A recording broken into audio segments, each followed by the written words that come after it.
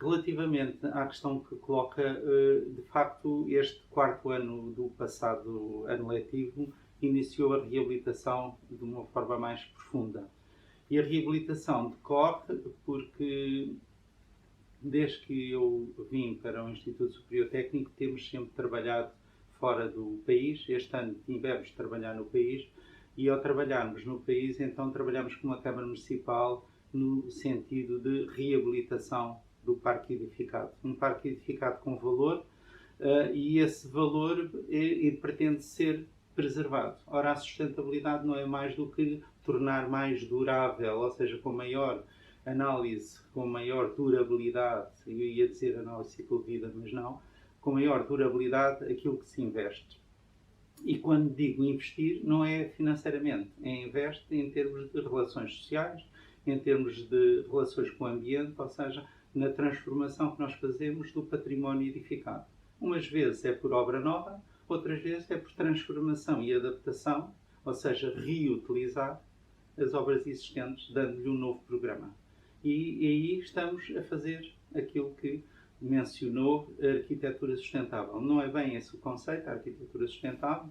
Se consultarem algum dos meus livros, veem logo o que é o planeamento sustentável, que é a arquitetura sustentável, mas pode ser entendido assim, que é mais simples para isso. O que é que nós tentámos, nesse ano, fazer com que o aluno compreendesse o que era a história do local, porque é que os edifícios tinham aquela forma, aquele programa e aquela resposta, a tecnologia aplicada na altura na construção dos edifícios e, ao mesmo tempo, os materiais aplicados.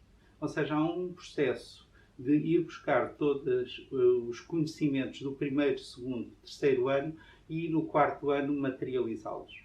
Daí que o quarto ano é o ano mais pesado da formação de um futuro arquiteto, porque tem que pôr em prática tudo aquilo que já adquiriu e tem que saber reinterpretar e adaptar a uma realidade, que neste caso foi uma reabilitação.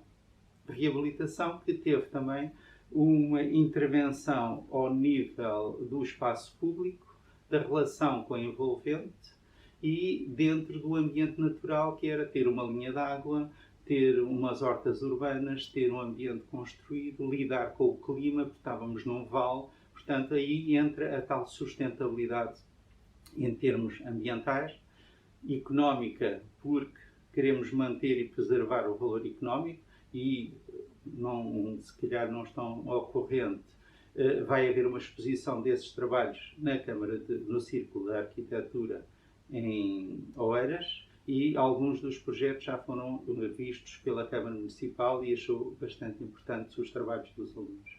Portanto, foi um ano excepcional nesse tempo.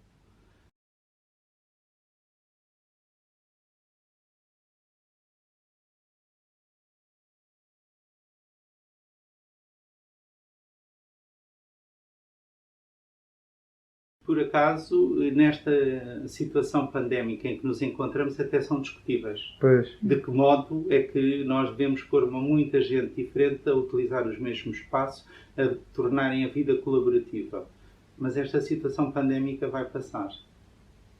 E quando passar, nós temos que nos tornar socialmente mais integrados, e a maneira de que se possa acontecer essa resposta dessa integração intergeracional é através do co-living e ao mesmo tempo do co-working.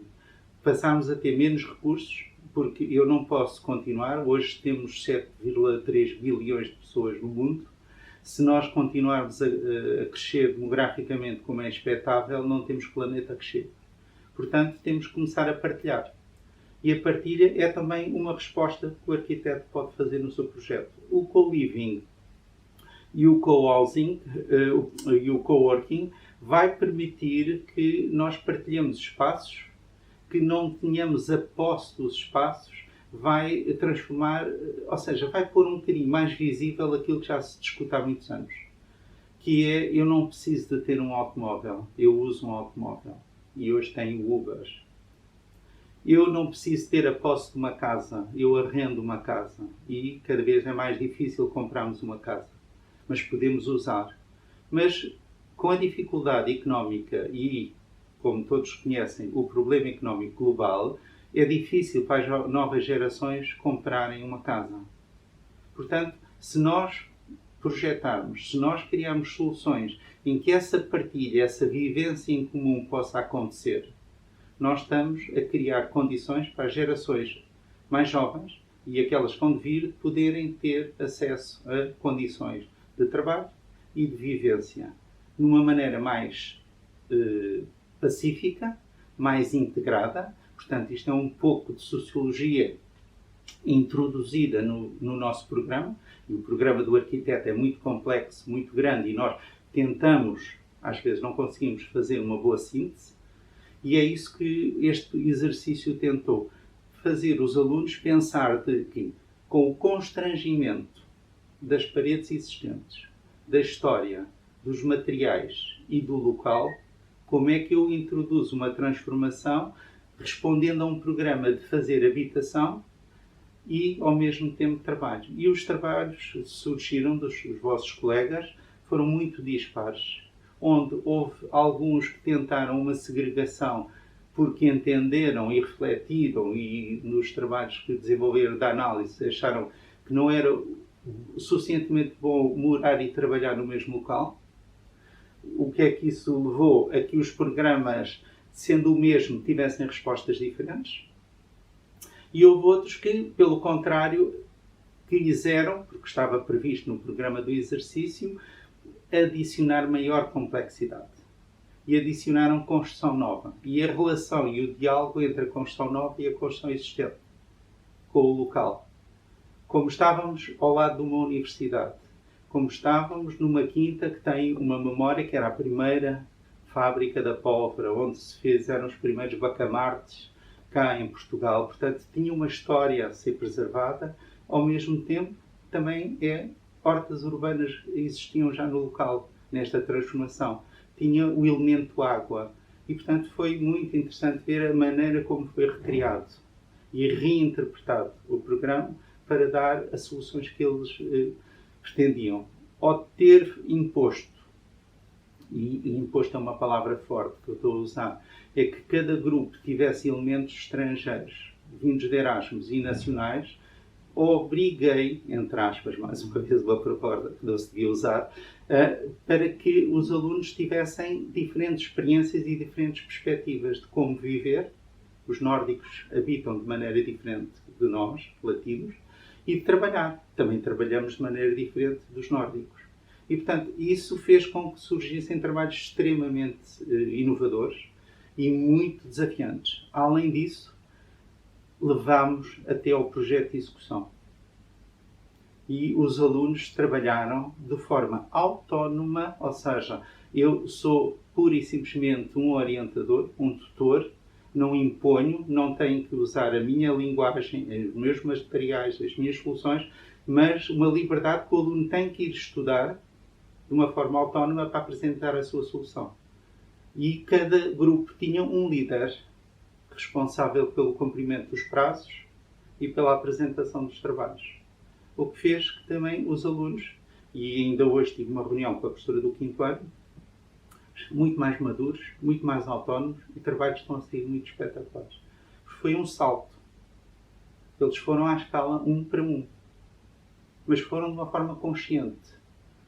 Fizeram benchmarking, fizeram procurement, souberam adaptar os materiais do mercado à solução, preocuparam-se com a sustentabilidade, procuraram-se com aproveitar a luz natural, a ventilação, a poupança de água, a otimização das redes de infraestruturas dentro dos edifícios, onde é que põem as casas de banho, o número de serviços, a legislação, que é um constrangimento com que nós temos que lutar o tempo todo. E quando digo lutar, mais uma vez, não é o termo certo, temos que lidar com a legislação, e isso foi muito, muito reconfortante. Foi um ano muito trabalhoso, porque ocupava muitas horas e, portanto, eu estou sempre presente, mas foi reconfortante.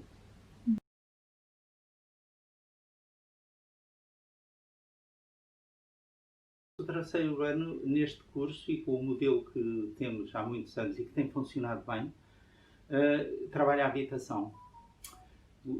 individual e coletiva. No quarto ano, a complexidade tem que ser resolver um problema. E resolver um problema que consiga integrar a cidade, o território neste caso, a cidade e depois o quarteirão, se fosse possível, e do quarteirão fazer o edifício. E o passarmos à fase do projeto de execução é como saber fazer. Porque trabalho há muitos anos e há alguns dos vossos colegas às vezes chegam aos ateliês e não sabem resolver coisas básicas. Porquê? Não foram treinados a ter autonomia. Aquilo que às vezes dizemos são largados, eles que se desenrasquem, mais ou menos. Mas não pode ser na empresa, tem que ser aqui. Eles têm que sair daqui preparados com conhecimento suficiente para resolver problemas lá fora. Porque nem todos vão conseguir fazer projeto com os modelos que aprendemos no passado, ou que vemos exemplos de relevância e de renome no exterior. Nós aqui vamos ter que lidar com o mundo. Há colegas vossos, há 4 anos atrás, os meus alunos do 5º ano foram comigo para Timor. Depois foram para Cabo Verde. Depois foram para a Guiné. Agora estavam em Portugal. Ou seja, as respostas foram sempre adaptadas à complexidade dos territórios. Um aluno do 4º ano tem que saber dar essa resposta. Tem que preparar-se, tem que saber autonomamente estudar para depois resolver um problema complexo com o qual ainda não teve experiência de dar resposta. E é isso que vai buscar a capacitação que tem e que tem que a pôr a funcionar para dar esta resposta neste problema. Daí que vai buscar os conhecimentos, como eu há pouco disse, do 1º ano, do 2º, do 3º e todo o processo de aculturação que teve desde que nasceu. Porque aquilo que aprendemos em casa é muito importante para o projeto. A maneira como nos relacionamos com os outros é muito importante para resolver problemas. A maneira como abordamos e expomos é muito importante. Os vossos colegas, como vocês também, sendo do 2º e 3º ano, têm que apresentar os trabalhos, têm que os defender publicamente. Ora, aqui, no 4º ano, ano passado, experimentámos eles apresentarem para os outros grupos e os outros grupos fazem a crítica. E depois, sim, vem o professor no fim e consensualiza as críticas, introduzindo novidade, como sempre, porque tem que ter um modelo orientativo do percurso do aluno. Não tem que o obrigar, mas tem que o orientar. E é neste sentido que esta prática pedagógica que eu trouxe comigo, estou a colocar aqui e parece-me que tem dado resultados e os alunos sentem que fiz um 4º ano puxado, esgotante, dentro do prazo. Isso é muito importante, dentro do prazo e sem noitadas. Ou seja, a gestão do tempo também se aprende na escola. Tá bem?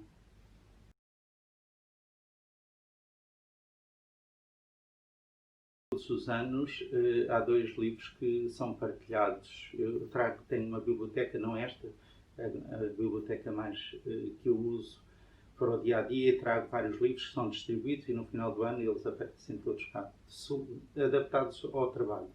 Agora, acho que é importante, eu acabei de ler ontem a bibliografia do Niemeyer, muito interessante, mais como pessoa, como cultura e como abordagem dos problemas que um arquiteto vive, e revi-me em algumas situações. Mas a ideia construída do Campeesa, acho que é um livro que todos deviam ler, é importante, é interessante, faz uma viagem sobre os diferentes momentos e períodos arquitetónicos e dos problemas da arquitetura e da luz, da cor, da intensidade das sensações, é importante ler. Mas convido-vos a lerem também noutra língua. Não leiam só português, leiam forçosamente inglês. Ou francês, mas o francês é mais difícil, eventualmente, porque já não tem tanto no ensino. Eu tenho um livro que, por acaso, estou a reler novamente. Desculpem lá ter saltado aqui. Que é Front to Back, que é da Sally Lewis.